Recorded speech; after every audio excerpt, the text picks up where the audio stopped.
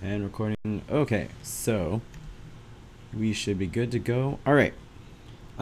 So it's time to color another shirt design. And then after the coloring, I'm probably going to do some ZBrush sculpting. So it's a multiple action tonight. I got a comment since I upload these to YouTube. Why don't you just select outside the lines and then expand by a couple pixels? So we'll do that to flat everything this time around, and I will show you what I'm talking about. All right, so here are my lines. I'm gonna set up a layer, call it flats. I've already cleaned up this line art, so there's no weird artifacting outside the lines. And I'm going to grab my magic wand tool, sample all the layers, select everything. Oops, I want continuous. Okay. So all the stuff that is not going to be colored in. So there's a little peak of air there, here, here, here, here, here, here, here, and also here. And okay, so now go to selection, modify, expand. Let's expand by 2. And this should trap everything underneath the line art. Inverse. And let's get the colors over here.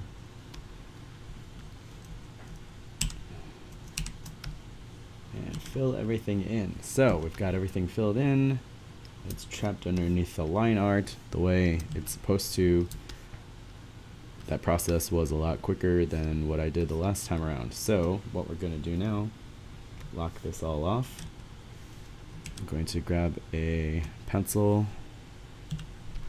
and let's go with a bright green color. I'm going to separate all the engine parts.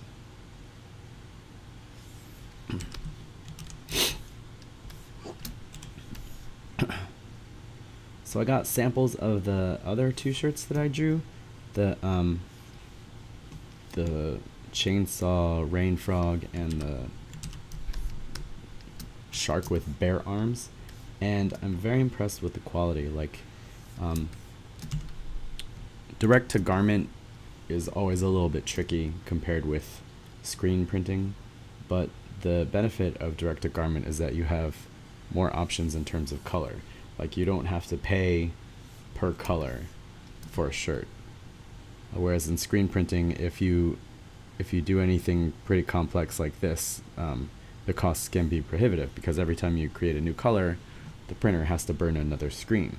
So direct to garment printing is essentially sticking the shirt in like a fancy printer, and the machine does all the work. So it's easier in terms of like setup. Like, you don't have to. So let's see.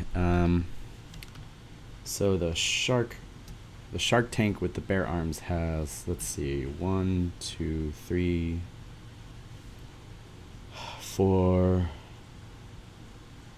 1, 2, 3, 4, 5 colors. 5 colors. So you would need 5 separate screens to print this guy.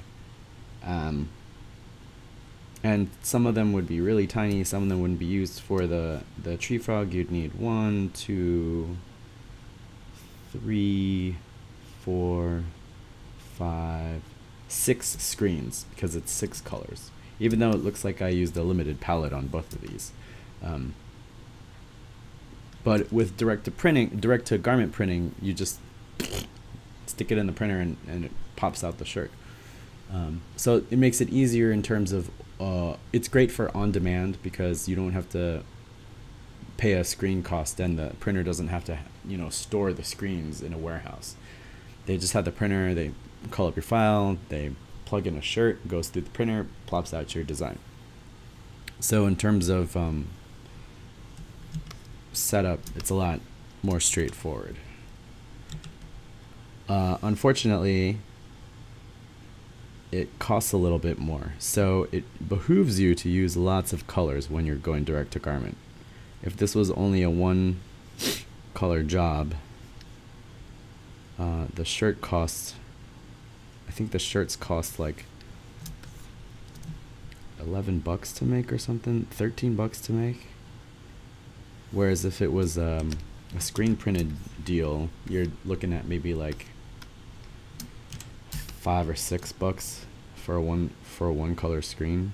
So it makes sense to use more colors. In the end, screen printing is actually cheaper, but there's a big trade-off. You have to order above a certain number to get the price breaks, and then you have to store it. So I'm choosing to try the direct-to-garment route because I could do print on demand, which means I don't have to store things in my basement, but also it gives me an opportunity to test out designs, and if they do well enough, like if I sell enough of them, then I can consider maybe doing the screen printing route.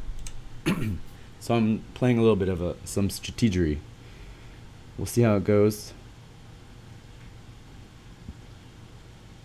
And if you follow me on Instagram or Twitter or Facebook, I apologize in advance, but I am going to be obnoxious with telling people, hey, my stuff's on sale, my stuff's on sale. Because it would be nice to have a secondary source of income. If, you know, freelancing, there's feast and famine moments. So right now I'm pretty busy, but that doesn't mean I'm always going to be busy. So it's nice to have other streams of income going. So if I can build up my web shop online and do more with it, I can leverage that a little bit. So that is my intention. We'll see how much I can do, or if people even like these designs, because I always draw things that I would like to see, and turns out that my tastes are pretty niche.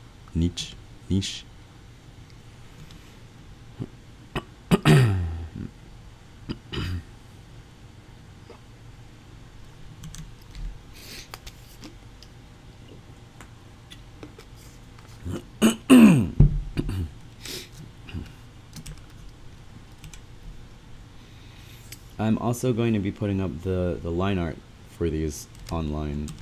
I drew these on actual Bristol. So I took a survey of my mailing list and my Patreon pledges, and asking people what they would want to see from me in terms of merchandise, and people said original art and shirts. So I took it to heart and I started designing shirts, and so we'll see if they were just humoring me or if they really want this stuff.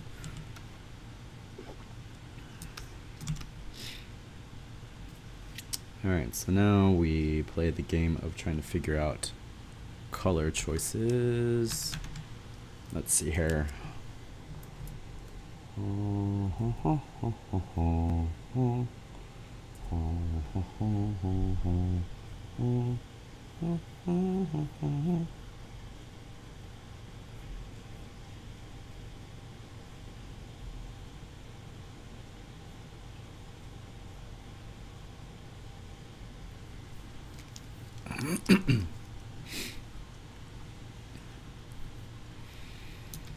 Alrighty. So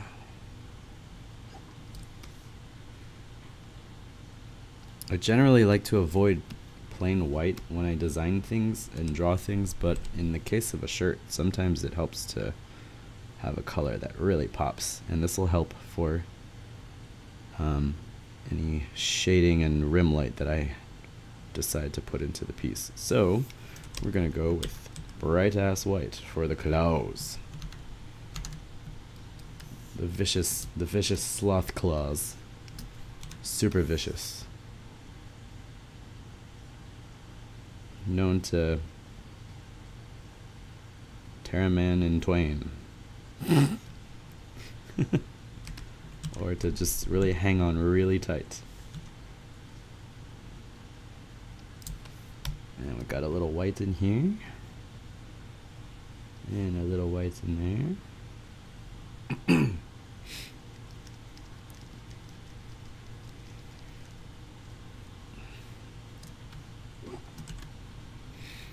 Oops, let's turn off sample all layers and swipe that, hide that.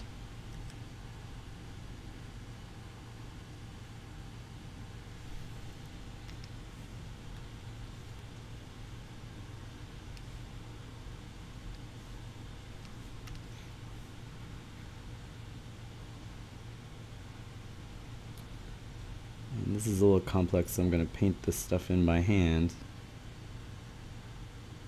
Clean it up a little bit.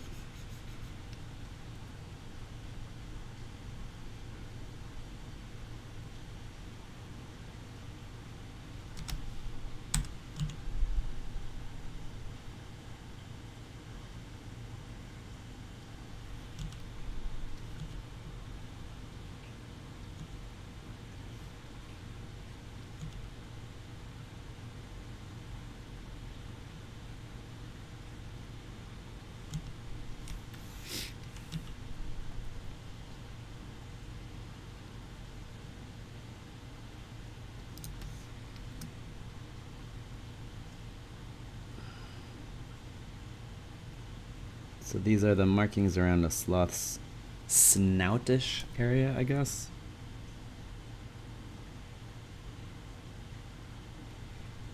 I apologize for the sniffling and the coughing.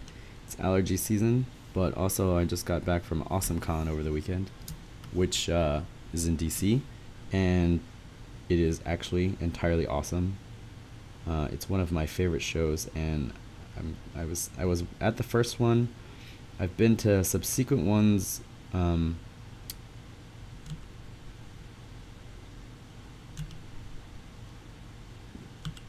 As a artist, and this was the 5th year going.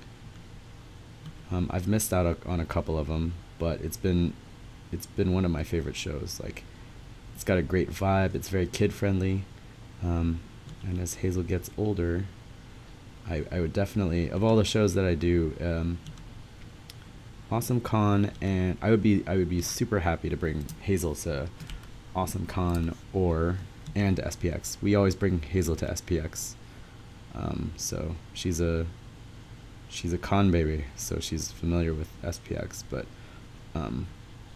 AwesomeCon, I would be very happy to take her. She gets a little bit older. It's a lot bigger than Small Press Expo.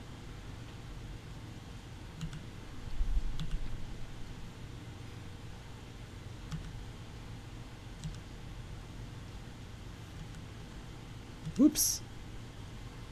Alright, so there's all these little fussy details in here. And there we go. Happy cutie sloth, happy cutie sloth. And we need maybe a little bit lighter. And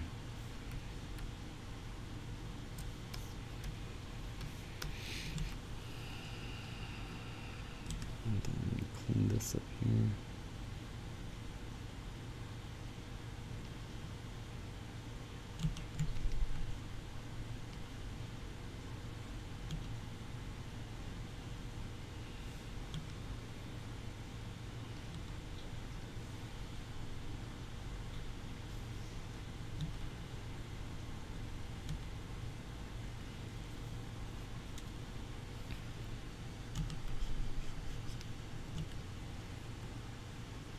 And this area around their eyes is slightly darker than the fur, so what I'm gonna do is hit that with a darker brown, I think, because I have as many colors as I want. I want to keep that limited palette feel,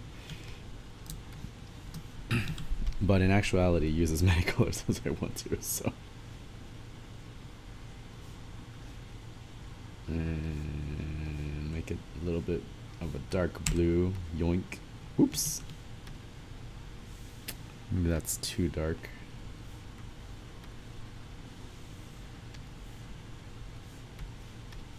That feels better. And then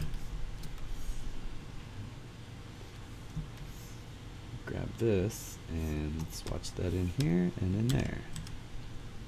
A little bit of cleanup. A little bit of cleanup.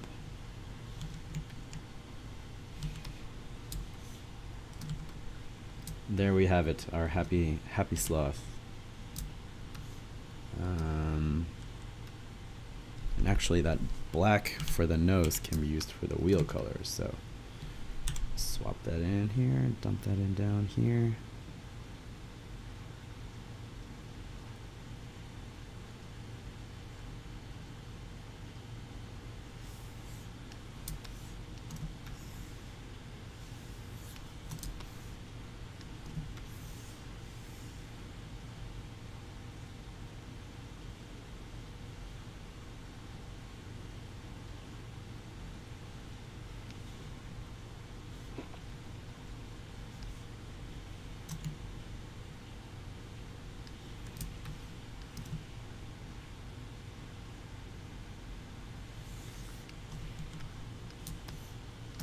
Bam.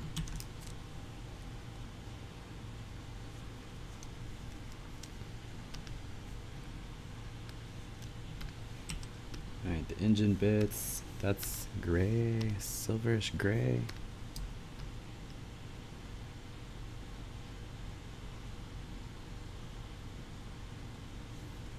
That's gray in there.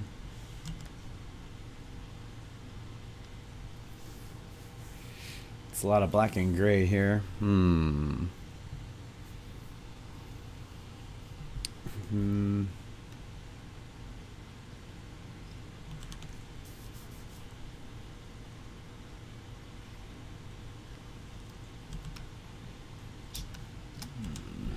Muscles are peeking out here, so I'm gonna give this a red shade.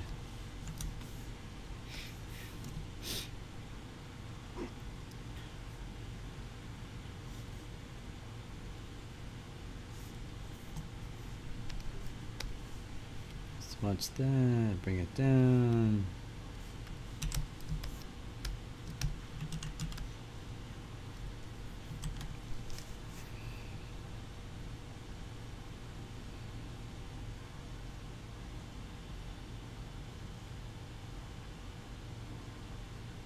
I'm staring at this because I'm not sure where to go with the colors here. It seems kind of flat right now, so I feel like I need to hot rod this up a little bit. Maybe punch it up.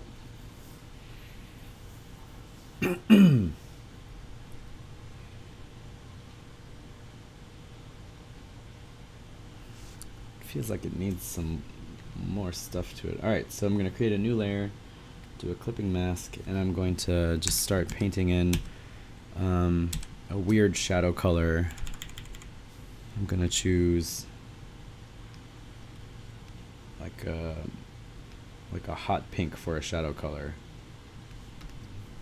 Just to see if that helps me figure out what I want to do with this thing.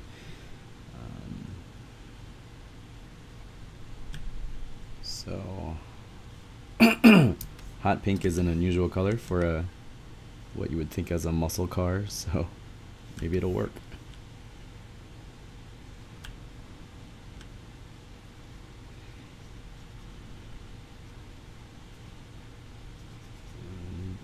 Tighten the undercarriage, color that all stuff up.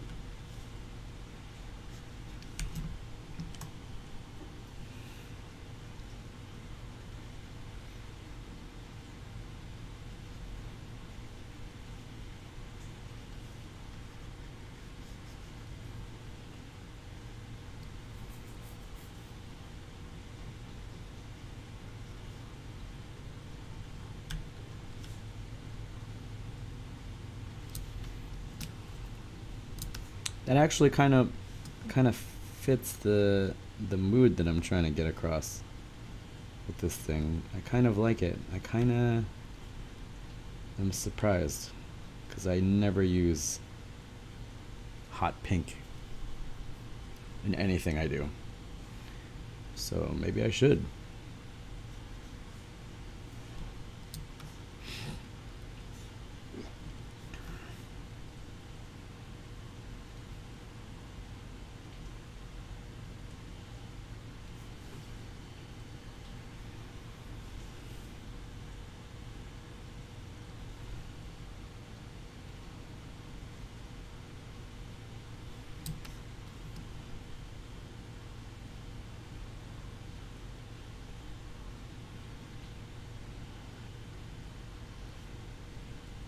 And the nice thing is I have that white as a nice highlight color. So the basic white I can use to drop in, or if I want a highlight. Let's see if I multiply that, will I get the same thing? No, it turns it darker. I kind of like it. Kind of like it natural pink.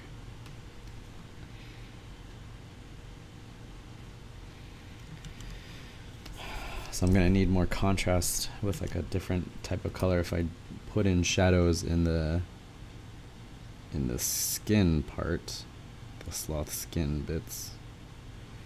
So for right now I'm just gonna concentrate on painting this stuff in here.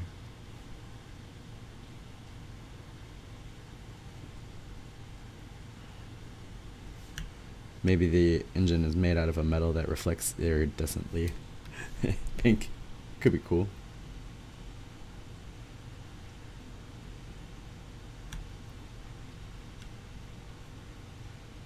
So let's see. I've got 1, 2, 3,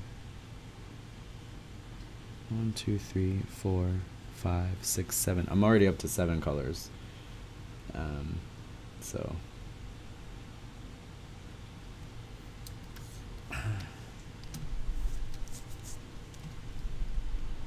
this is crazy.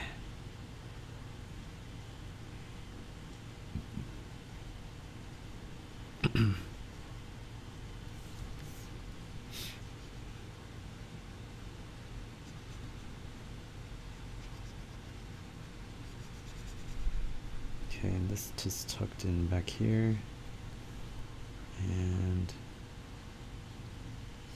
we'll put a shadow over here.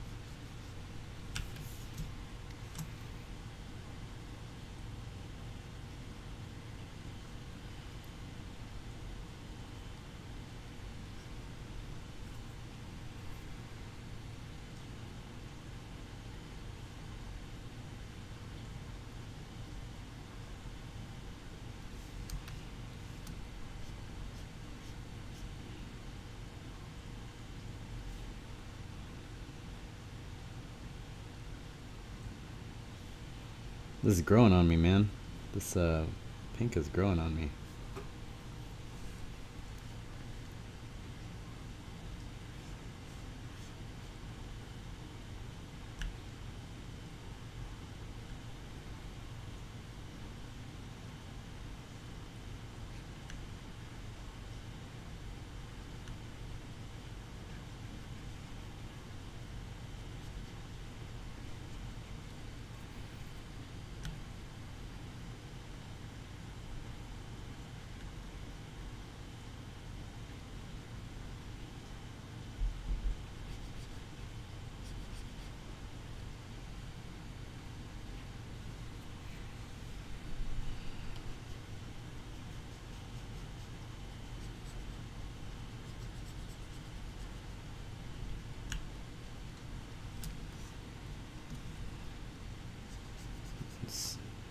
tighten up this undercarriage.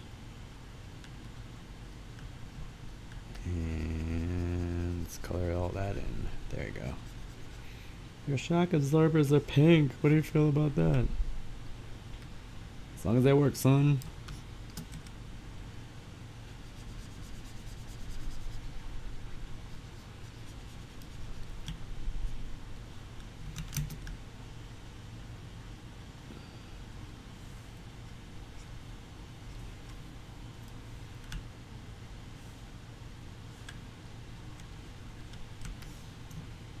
Okay, so we want some shadow over here, some shadow over here, and some shadow over here. I mean, it's obvious, but clearly none of this is completely accurate in terms of where the shadows would actually lie. I just feel stupid to have to say that, but yeah, shadows don't work this way. I don't want you guys thinking that I don't know how to put shadows into a piece. I was a professional colorist after all.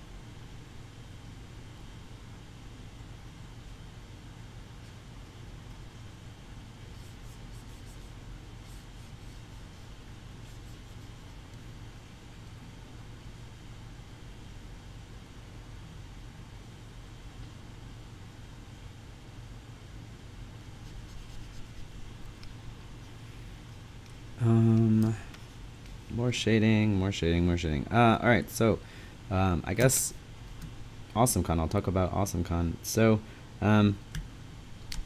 I am one of the co-founders of Super Art Fight, which is a live art competition where we get 2 artists on stage and we draw on a 6x9 or 6x12 foot canvas. I forget the dimensions of our canvas. Every artist gets a starting topic, and then every 5 minutes we spin something called the Wheel of Death, which is a random topic generator. And every 5 minutes both artists get new topics that they have to draw. But because we are all working on the same canvas, you can draw on top of other people's stuff, or turn it around into something else. Just generally screw with their stuff and go whole hog. And there are people who dress up in costumes, and we have 2 live commentators, sort of like Michael Cole and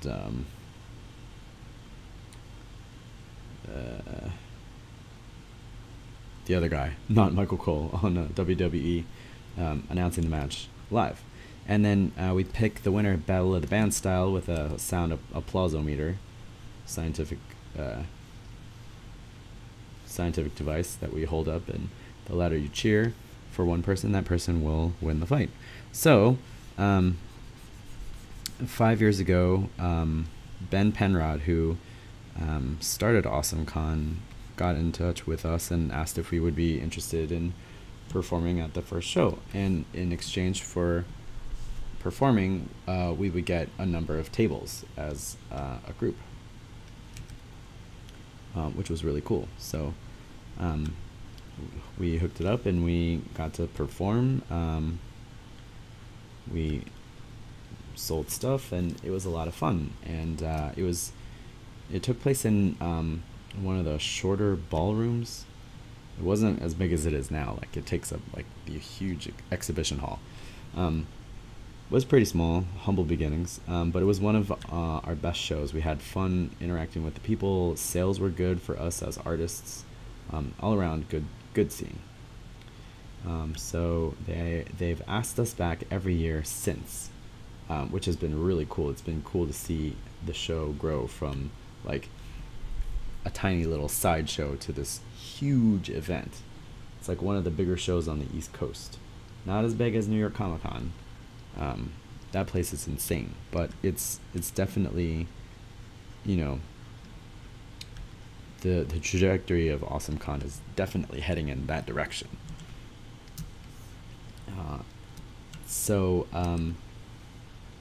Yeah, so this year I got to table. I haven't tabled at one of these big shows in a long time. I'm normally at Small Press Expo. I prefer doing the smaller shows, mostly because I feel like there's more of a the audience is more open to newer things that aren't based on other people's properties. Like fan art tends to do really well at these big conventions because people are looking for things they know. People spend a lot of money to see the celebrity guests, and so it just, you know, it makes sense that they would come and seek out fan art or work that echoes some of their favorite stuff. I don't tend to do a lot of fan art, so I don't tend to do very well at some of these bigger shows. So I'm always kind of nervous when I, you know, agree to table at one of these things. And I did okay if I was first year doing this kind of stuff. I've been doing this for like almost 20 years almost, and it was a very bad show sales wise for me, and most of that is my fault. Like whenever you do poorly at a show, certainly there are external factors, like table placement is a big deal. I will not argue that. Like I will not argue that shitty placement can lead to a terrible show. That's definitely true. But there are a lot of things you can do to mitigate terrible placement. Like Small Press Expo, I was in the back of the room, you know, facing a wall, and I thought we would need to do some fancy stuff to get people's attention. So I bought, like, you know, a hot air balloon set from the Party City, and, you know, set up balloons in the back to attract people to come to our table back there. Turns out I didn't need to do it. I made my first sale within seconds of the doors opening at that SPX, and that show is definitely geared towards people buying things. So placement is important, but it's not the be all and end all of a con. If you have shitty placement, you can still do very well at a show. You know, you just have to be a little bit smarter, be a little bit more interactive, which is difficult for artists because we tend to be kind of introspective and keep to ourselves. Like, you know, some artists really hate talking on camera, you know, and that's not even live in front of other people. So it can be nerve-wracking, but there are definitely things you can do to mitigate shitty position. Like, you know, the number one thing to help you at any show you go to is just have a good time. If you're not having fun, it's going to show in your body language, and people are going to see that, and they're not going to want to talk to you, and they're gonna pass by your stuff. If you're looking down, if you're dicking around on your phone, you know, people aren't going to stop to talk to you. If you're doodling in your sketchbook, unless you have a commission, you know, even then, even if you do have a commission, it's always nice to look up and say, hi, can I help you? Are you interested in anything? Or, you know, ask somebody a question. Hey, how's the con doing? How are you doing? Is this the first time you've been? Or like, you know, just strike up a conversation with somebody. The way you present yourself in person can greatly affect your sales. If you're in a bad mood and you come off like you're in a bad mood and you don't want to talk to anybody, no one's going to stop by. So don't be surprised when you come back home and you check your sales and you've got nothing. When you're at the table, you're on. You're always on. So that means looking up. That means big smile. That means trying your best to stay at people's eye level. So a friend of mine refuses to sit during a convention, will always stand during a convention. You can try that. Personally, I'm a little older now, and I'm not in great shape anymore. So standing for an entire con is not the best. You might want to try standing during peak hours if you notice that there's a lot of traffic coming. You know, get off your ass and look people in the eye and smile and say hey and ask them, you know, dumb chitty-chatty questions, like small talk stuff. How's your day going? How are you enjoying the con? If somebody's in cosplay, it's very easy to ask about their cosplay. It's like, oh, that's a really great Wonder Woman, or oh, that's a really great Iron Man. Cosplayers love to talk about cosplay. They love to talk about their process. They love to talk about what they're making and how they made it. So just, you know, start a conversation that way.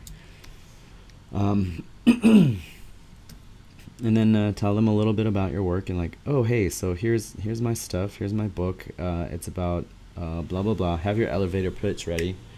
If you can do it in a minute, that's great. Or if you can do it in a sentence, that's great. If you could do it in 2 sentences, that's less great. But have your elevator pitch down. Your table neighbors may get sick of you saying it, but if they're not doing their own kind of elevator pitch for somebody, for their stuff, then screw them, you know. Get your sale. Have your elevator pitch. Don't be too pushy, I'd say. Like, you know, I don't think you should necessarily lead with that. My preference is always to have a conversation with the person, even if they don't buy anything, because they'll more likely than not remember that interaction. And chances are, if you have a website or a store online, they're going to check your stuff out later, and that could also lead to a sale. So my view has always been having a conversation with somebody is much more important than leading them towards a sale, because you're building a personal brand here, and if your personal brand is shilling stuff, then, you know, that might not always work. Although I do have a friend who does nothing but shill his stuff at a show, and it works for him. So what the fuck do I know? I'm just telling you what has worked for me. And despite appearances, I'm pretty shy in person. I don't know.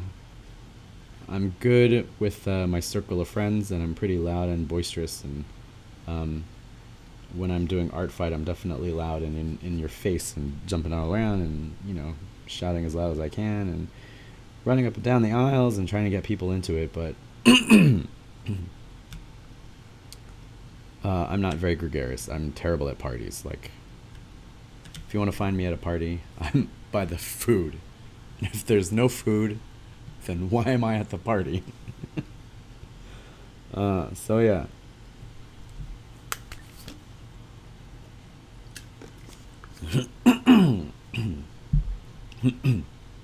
So half of it is definitely your personal appearance and your personal attitude when you're going to the show. And I think I had that pretty good. I was pretty positive about the show. It was exciting to be back for a while.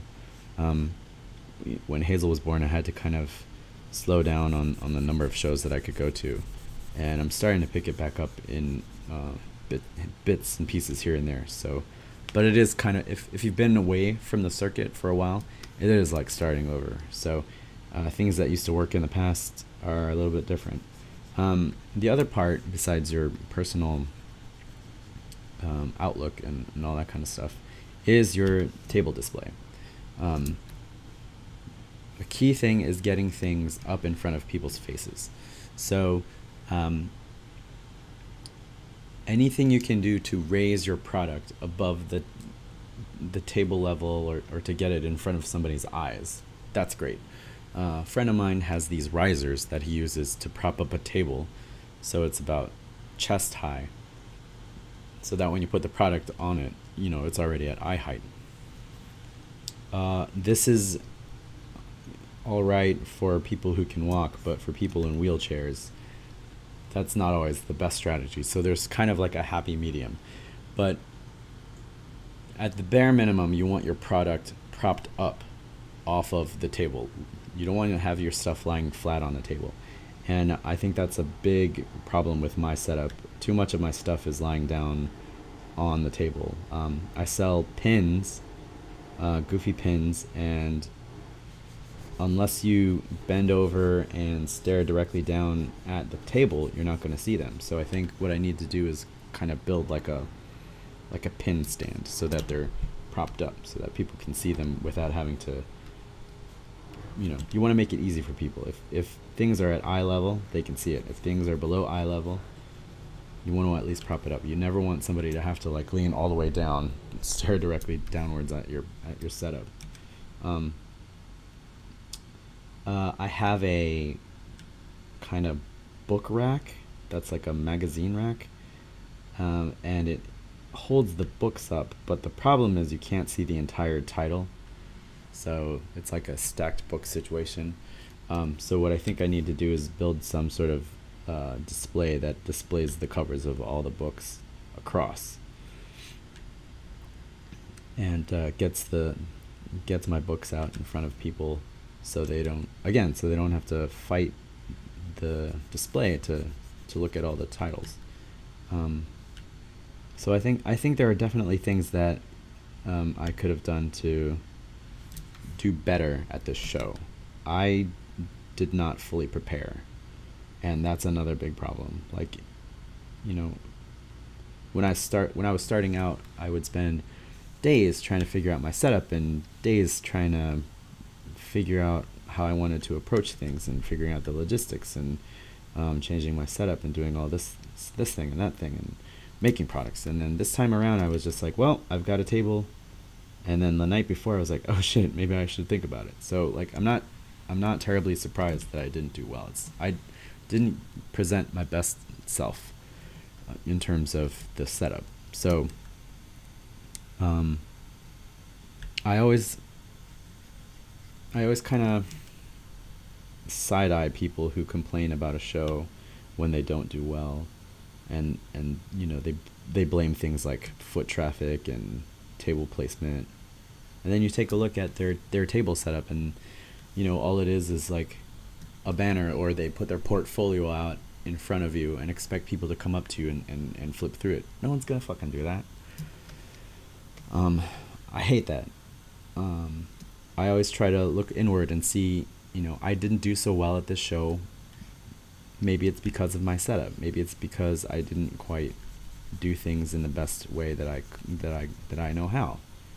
And in this case, it's definitely that. Like, I didn't give myself the chance to put my best self forward. Kind of sabotaged sales by laying things down. So I definitely need to figure out a better setup for my books. I also need to figure out how to display some other things. I'm not so worried about puppy cows. Anytime I bring puppy cow to a show and I just put them in piles, they seem to do fine. The plushie does pretty well, I have to say. Makes me think that I almost want to start another plushie, but then I realize, then I remember what a pain in the ass it was to do the first time around, and I'm like, oh god, maybe not. But yeah, puppy cow sells itself, so that's pretty easy. But I have a resin kit, a skull resin kit, and I need to figure out a better way to display that. Also, I don't know that a comic show is the best place for a high-end resin sculpt that is not from like a comic. So I think I need to maybe try a different show for that. So we'll see. Okay, so I like the pink, I like the purple. Maybe what's missing is some highlights on the engine parts, so I'm gonna paint those in. And I've got this nice white, so might as well use it. Yeah, so I think I also need to expand the types of shows that I do. Like these pop culture shows, I don't think I do well at them, and this particular show was just a nice reminder that my stuff maybe is not meant for that particular audience. My work isn't necessarily terribly offensive, but it's not necessarily family friendly. So like I'm missing out on the kid market there, and you know, I don't know, man. I just gotta see what else is out there in terms of shows. I have friends who do craft shows and seem to do pretty good at those. You know, I'd like to get out there and try to make a go of it, because I do a lot of work and I'd like to supplement my income somehow. This is pretty cool. Maybe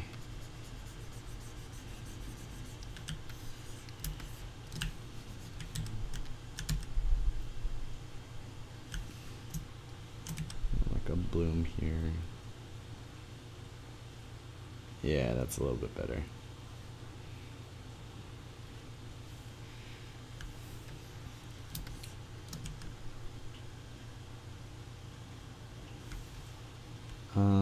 Let's see what else. Oh yeah, so so my setup needs a lot of work. I'm not gonna complain about a show unless it really sucks. And you know, and we're talking about things like where they fall down on logistics, like, you know, the fire festival. Like that's definitely a show you should bitch about. But you know, at a big place like AwesomeCon, where there's so much foot traffic and everybody's there, and you've got a lot of nerds and, you know, people excited just to be in fandom, if you're not making money, something is wrong with what you're doing. Like either you're not selling things that people want, or people aren't able to see your awesome stuff, or maybe you're an asshole. But if you're not making money at an AwesomeCon show, or like you know, New York Comic Con or something like that, don't start with the crowd. Start with yourself. You know, figure it out what it is about your setup that isn't connecting. And if you have a great setup, if it's terrific, if people are coming by, if people are, you know, jacking your ideas and stealing your setup, clearly you're doing something right. Maybe it's the things that you're offering that aren't interesting to people, and that's certainly the case. That certainly can be the case sometimes. Things that you think funny, people might not necessarily think are funny. So go down the list. You know, is your display right? Are your products right? Is there a desire for the stuff you want to draw? And if everything is yes, like if your display was tight, if you know your products are good, if you know that you have an audience, like if you know, and if you're hitting on all those things, then maybe you should look at the audience. Then maybe you should see if this is the crowd that's for you. Like if all the other stuff is on point and you're still struggling, could be that, you know, that particular show is just not meant for you. So that's sort of the hierarchy I like to think about when it comes time to evaluate my performance at a show. AwesomeCon in general was a lot of fun though. Like we did 2 art fights. The first on Friday night is what we call our Art Fight Unleashed show, where we all our topics are from Cards Against Humanities, and they can get a little bit raunchy if you've ever played that game. and so that's the show where we typically draw a lot of dicks. Funny thing is, whenever we had 2 women on the show, Colleen and Jamie Baldwin, and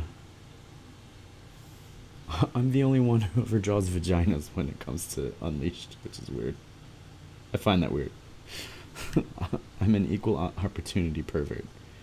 I guess I'm the only one, but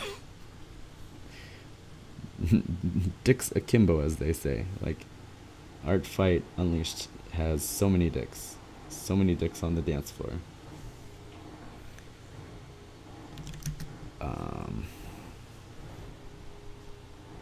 And then the main show is sort of PG-13, so many fewer dicks. We don't actually we have a no dick rule when it comes to the main show, and me and my opponent Chris.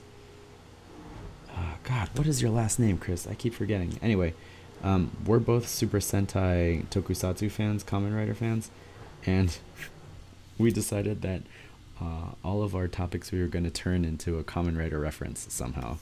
So we spent the entire time messing with our announcers because they didn't know what we were drawing. So every time they would make a guess, we would grab the mic and do our best Gulf announcer impersonation, like, well, actually, that's clearly Ambassador Hell from Kamen Rider the First, that kind of thing. And the audience loved it because it's rare to see our announcers flustered, and they had a good time. We had a couple kids come up to us afterwards and be like, oh my god, it really is a show, and you guys were drawing it just like it is in the show. And they would have like screen caps from their phone of old Kamen Rider episodes and stuff, and me and Chris were just dying. It was just like, we're spreading the madness to the younger generation. The youth are getting into the Kamen Rider. So that was a blast. That's the most fun I've had on an Art Fight in a very good long time. So I'm hoping that if it works out, that me and Chris can be a tag team and just draw nothing but Tokusatsu references in our bouts. Confuse the fuck out of people. Like, what are they drawing? So that was cool. I got to meet Shinsuke Nakamura very briefly. Clearly I'm inspired by his hair fashion, although he has more hair in the middle, and he does the side undercuts, and then grows it out in the center and then flops it over to one side, whereas I just kind of shaved off from the middle. So I had contemplated shaving off my hair all the way after AwesomeCon, and then letting it grow out in the middles to kind of do that kind of thing, where I have like a mohawk and then flop it over on the side. But I don't know, man. I think I'm liking the asymmetric look. It's hard to cut straight, but it's fun, and it's a little bit unusual. I might add some color, like do red or something like that, but I think I'll stick with this for a little while at least and see how I like it. Now we're getting somewhere. Alright, so let's see.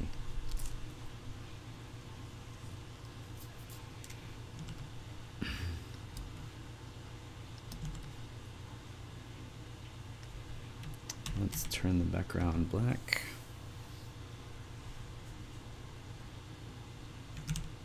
Okay, I want to check out one thing. Oops. Okay, so let's see. So here's what I have for the tank and the frog.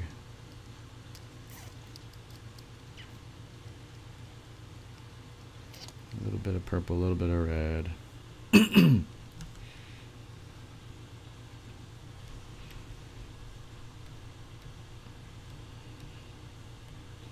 I haven't done anything with the meat.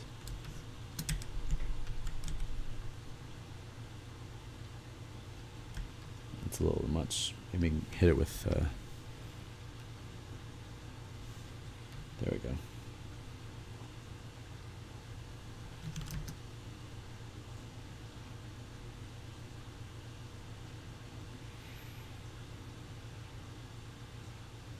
Yeah, so I met Shinsuke Nakamura for the autograph sessions. They were showing people out pretty quickly, so I didn't really have too much of a chance to compare hair notes with him. But I did give him a puppy cow, and he picked it up and he looked at it and he said, "Oh, it's like pregnant dog." And then I brought over our Super Art Fight Championship belt, and I got him to sign it, which was really fun. He said, "Oh, these are better than the toys that we make." So that was cool. I would have loved to have talked to him about like Ultraman. There's this photo of him shaking the hands of Ultra 7. So it would have been cool to talk to him about Ultraman and the Ultra fandom and stuff like that, but there wasn't time.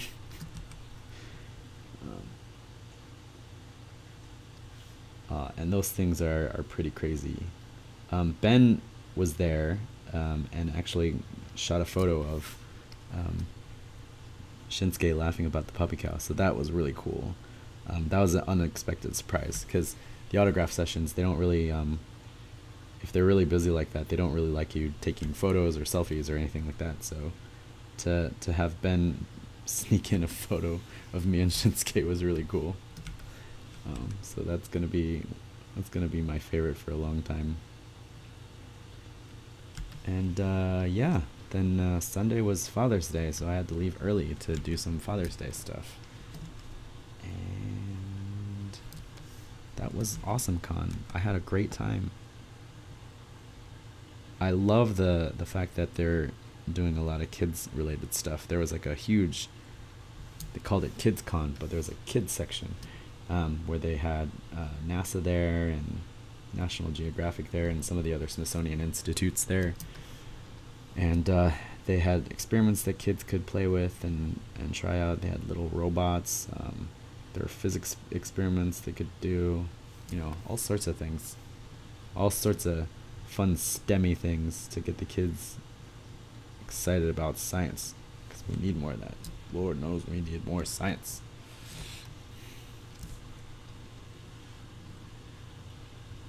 Okay, dokie.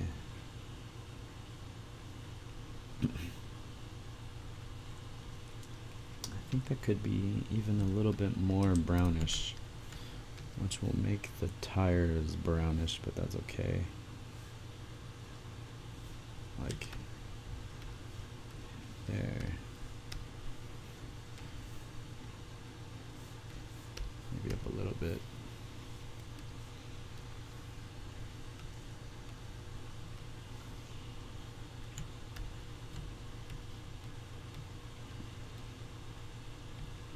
So what if these were brown? Oh, I like that. Okay, so color that and bam. No, not delete.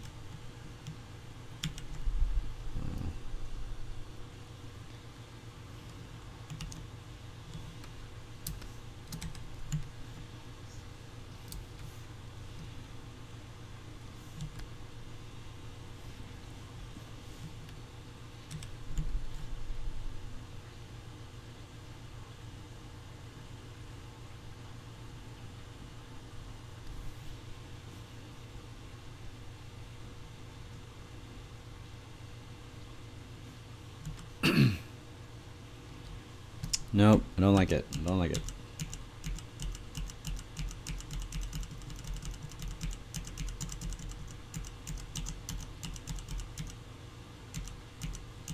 I think it needs that. I think it needs that gray. I think it needs to have some of that gray in there. Maybe bring it up a little bit.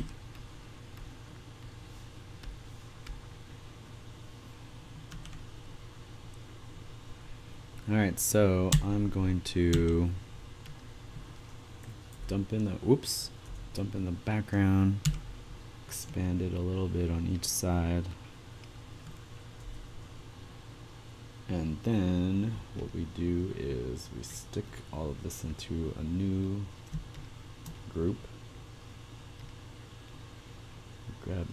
select pixels, mask, hide selection, turn off the lens, and then under the flat layer, gonna create another layer, select pixels, add the transparency mask, fill that sucker in, and then give it an outline,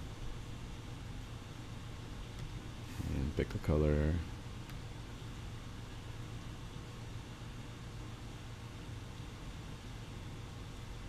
It's got to be that hot pink, right?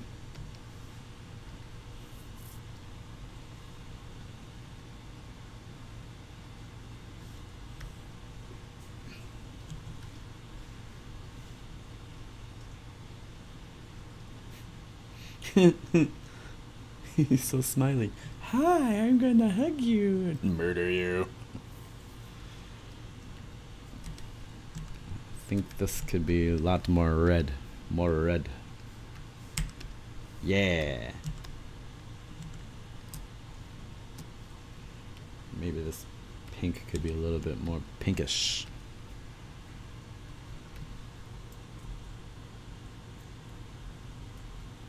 That was subtle, but I like it. And then the stroke needs to be to match.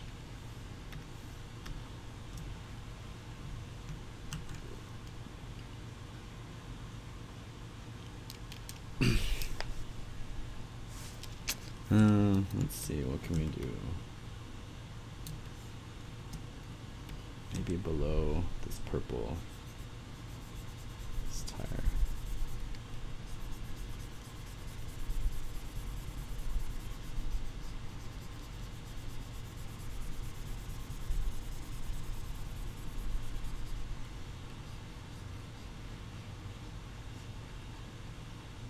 That could be cool.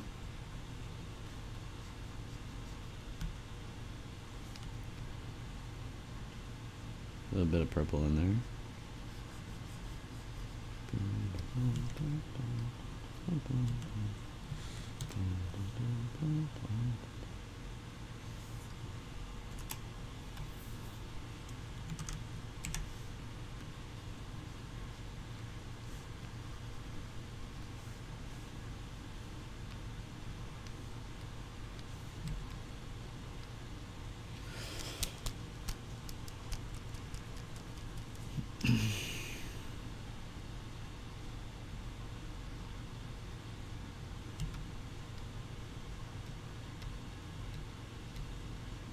Alright, maybe I'm gonna add in some hints of hair,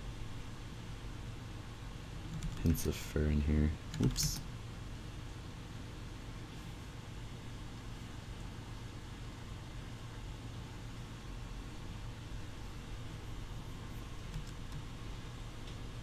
That's cute. And terrifying. Alright, well I like that. I'm gonna save. And then I'm going to quit out of that, quit out of that. And then I'm gonna open up ZBrush. Alright, so next thing I'm gonna work on is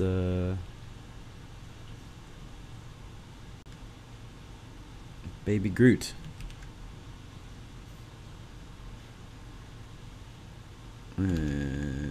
Actually, I'll do that later. Okay. Oh wait, no. Now I'll do this in a separate session. So, hold on. Let me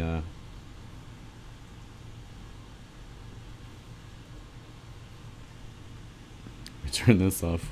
Hold on, just a second. I'm going to stop the